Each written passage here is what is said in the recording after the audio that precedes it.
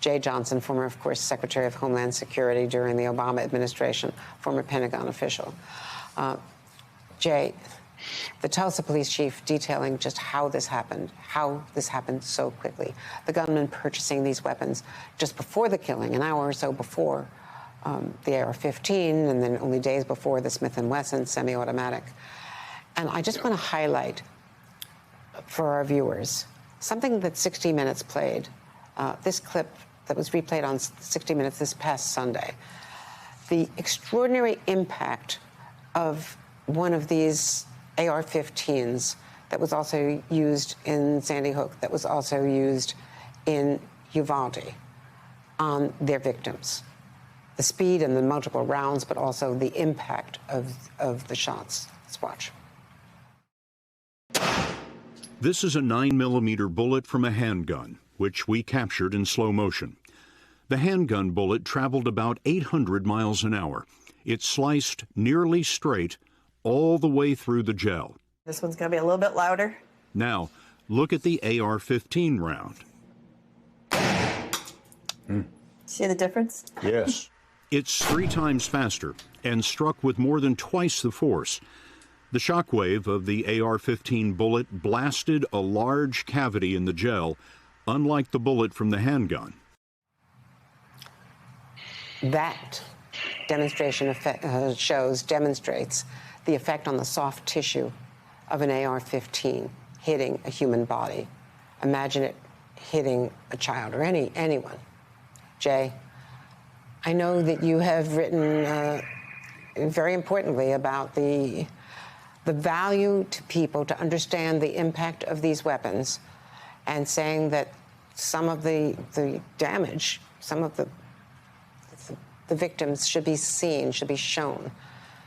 Some of their families have responded, but tell me why you think the analogy, of course, would be Emmett Till's mother, having the open coffin and showing people what had happened to her son. Andrea, I hesitated to write what I wrote in the Washington Post today, but it's frankly been on my mind since Sandy Hook, 2012. You know as well as I do that images say 1,000 words, and that there are some images that there are some words that cannot accurately possibly convey the reality of something. I do not have the moral credibility to say to a family member, you should make public the images of your dead child. On the other hand, look at it this way, why should a child who was an eyewitness to what happened in Uvalde, for example, go to grief counseling for the rest of her life because of what she saw, but the rest of us are spared? The lawmakers, through their action or inaction, and the constituents who elect them are spared from this imagery. Andrea, somebody this morning sent me something from the Times of London, May 1st, 1945, just as the concentration camps during World War II were being liberated, and images were popping up. And the Times of London in 1945 said nobody should shirk from seeing them. And the newsreel companies, in distributing the evidence, are fulfilling a public duty. The printed word can glance off an inattentive mind, but the moving pictures bite deep into the imagination. And I regret to say that that's what's necessary here. This happens over and over and over again, and it's horrible. And I mourn the victims. I feel deeply, horribly sad for their families, but I also mourn this nation's democracy's inability or unwillingness to do anything about it. Otherwise, it's going to happen over and over and over again. And, you know, Jay, I've of so many minds of this. I have no opinion on it.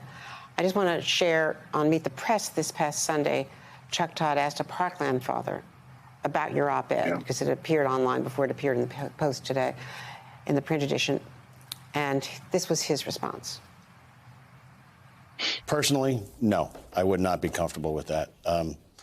It's terrible to lose your child or to lose your spouse, especially in a school shooting where they should be safe. I would not want those pictures of my daughter out there and made public. Well, I just know that that's one parent's opinion. There may be many others, and I also different people can arrive at different people can arrive at different conclusions. You know, as I'm sure you have, going to the Black History Museum and seeing the exhibit on Emmett Till in the open coffin and what his mother accomplished by her personal emotional sacrifice. Emmett Till's mother reached a different conclusion. I respect anyone's decision. I just want to point out also, Jay, President Biden has, as we broke last a couple of minutes ago with Mike Memoli, at 7:30 tonight, he's going to be giving a primetime speech on guns. It's only his second Oval Office speech, or primetime speech, I should say, and the other one being COVID. And the importance now of him speaking tonight. What do you want to hear from him? What I want to hear from President Biden is a bipartisan, nonpartisan appeal to common sense.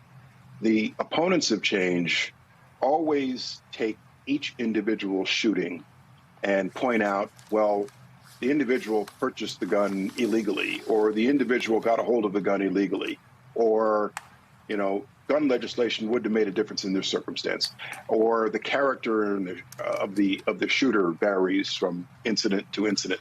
But undeniably, the common thread through all of this is the ease with which a deranged, troubled individual can get his hands on a weapon of mass destruction in this country.